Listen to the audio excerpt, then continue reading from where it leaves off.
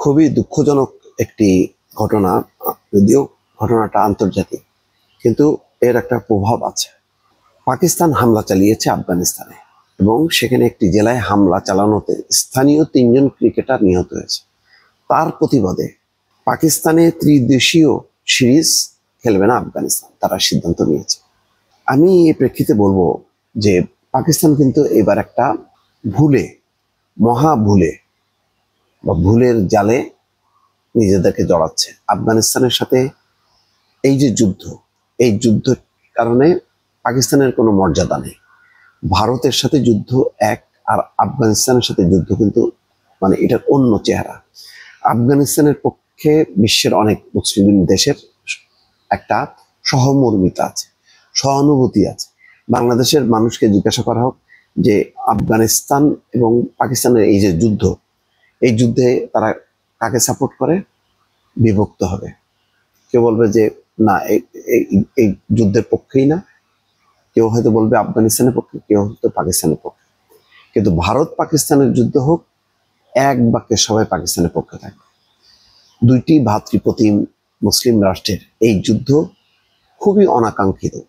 সেখানে পাকিস্তান, আমার ধারণা যে ভারতের একটা উস্কানির চক্রে পড়ছে। এখন কি হচ্ছে, আফগানিস্তান তো লড়াকু জাতি, আফগানরা তারা তাদের কিছু না থাক, তারা লড়াই করে যাবে। এবং এই লড়াই করতে যে 58 জন সৈনিক সেনা কিন্তু প্রথম দিনই নিহত হয়েছে। আফগানরা জীবনের পরোয়া করে না। পাকিস্তানের কত সামরিক শক্তি আছে, কি আছে না আছে, এগুলিকে তারা কেয়ার করে না। তারা কিন্তু ধারাবাহিকভাবে লড়াই করবে। তাদের ওই নিশ্চিহ্ন হইলেও তারা লড়াই থামবে না। কিন্তু পাকিস্তান কি সেই অবস্থানে? পাকিস্তান এখানে এই যে বন্দুকটা তাক করলো কি কারণে? ওই ভারতের সাথে কেন প্রীতি করতেছে এই কারণে, নাকি কি কারণ? খুব বড় সড়ো কোনো কারণ আছে? হ্যাঁ, পাকিস্তান দিন থেকে বিব্রত ওই টিপিপি অর্থাৎ পাকিস্তান সমর্থক যে তালেবানরা, সেই ঘাঁটি বসে আছে তালেবানরা। কিন্তু এক সময় তো এটাও সত্য যে এই তালেবানদেরকে পৃষ্ঠপোষকতা করছে পাকিস্তান। এখন তারা ওই খাইবার পাখতুনখাওয়া প্রদেশে যুদ্ধ করতেছে, যে সেটার একটা স্বাধীনতার জন্য বা তাদের একটা স্বতন্ত্র মর্যাদার জন্য। পাকিস্তান এটা দেবে না। এখন ওই তালেবানদেরকে তারা হৃষ্টপুষ্ট করে এরা এখন কামড় দিচ্ছে, আর এটাকে ভারত সাপোর্ট দিচ্ছে। পাকিস্তানের সাথে যেহেতু সরাসরি এখন তারা যুদ্ধে পারতেছে না, সুতরাং এখন আফগানিস্তানকে দিয়ে তারা শক্তি ক্ষয় করতেছে। কিন্তু এইটা কি পাকিস্তানের উচিত হচ্ছে? পাকিস্তানের বরং আরো ডিপ্লোম্যাটিক হওয়া উচিত ছিল। পাকিস্তানের উচিত ছিল আফগানিস্তানের সাথে যে কোনো মূল্যে সন্ধি স্থাপন করে ওই তালেবান যে সন্ত্রাসী গোষ্ঠী তাদেরকে, কারণ আফগানিস্তানের একটা সাংবিধানিক শাসনের মধ্যে তারা তাদের দেশটার উন্নতি চায়। তাদেরকে বরং আস্থায় এনে তাদেরকে সাথে নিয়ে ধ্বংস করার দরকার ছিল ওই সন্ত্রাসী গোষ্ঠীগুলি। সেটা না করে তারা যে যুদ্ধটা চাপায় দিল, এটা ডিজাস্টার হলো। আজকে দেখেন, পাকিস্তান ক্রিকেট বোর্ড গত মাসে সিরিজটি আয়োজনের ঘোষণা দেয়।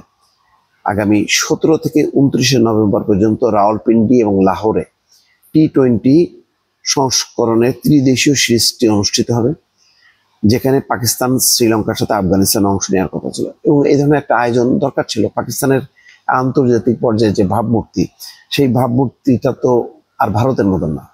তা এই ভাবমূর্তিটা নাই কেন? পাকিস্তানে অনেক সন্ত্রাসী ঘটনা ঘটে বলে বহু আন্তর্জাতিক দল পাকিস্তানে খেলতে চায় না। সেখানে যদি তারা এই সিরিজটা করতে পারতো, এটা ভালো হতো, তাদের মর্যাদা বাড়তো। এখন কি হলো, আফগানিস্তানের ক্রিকেট বোর্ডের পক্ষ থেকে বলা হচ্ছে আফগানিস্তান ক্রিকেট বোর্ড পাকতিকা প্রদেশের আরগুন জেলার সাহসী ক্রিকেটারদের মর্মান্তিক মৃত্যুর ঘটনায় গভীর শোক এবং সমবেদনা জানাচ্ছে, যারা সন্ধ্যায় পাকিস্তানি বাহিনীর কাপুরুষোচিত হামলার শিকার হয়েছে। বিবৃতিতে এসিবি দাবি করে, হামলায় মারা যাওয়া 3 স্থানীয় ক্রিকেটার পাকতিকা প্রদেশের রাজধানী সারানায় একটি প্রীতি ম্যাচ খেলে বাড়ি ফিরছিলেন। হৃদয় বিদারক এই ঘটনায় আরগুন জেলার 3 ক্রিকেটার কবির, সিবগাতুল্লাহ, হারুন সহ আরো 5 জন নিহত হয়েছেন, আহত হয়েছেন 7 জন। তো এটা খুবই খারাপ জিনিস যে তার বিমান বাহিনীর শক্তি আছে বলে যে আফগানিস্তানে যেখানে সেখানে হামলা করে তার বাহাদুরি ফলানো, এটার খেসারত কিন্তু পাকিস্তানকে দিতে হবে। পাকিস্তানের এই যুদ্ধে জড়ানোটা পাকিস্তানের জন্য আত্মঘাতী, এটা আমি বলতে পারি দর্শক।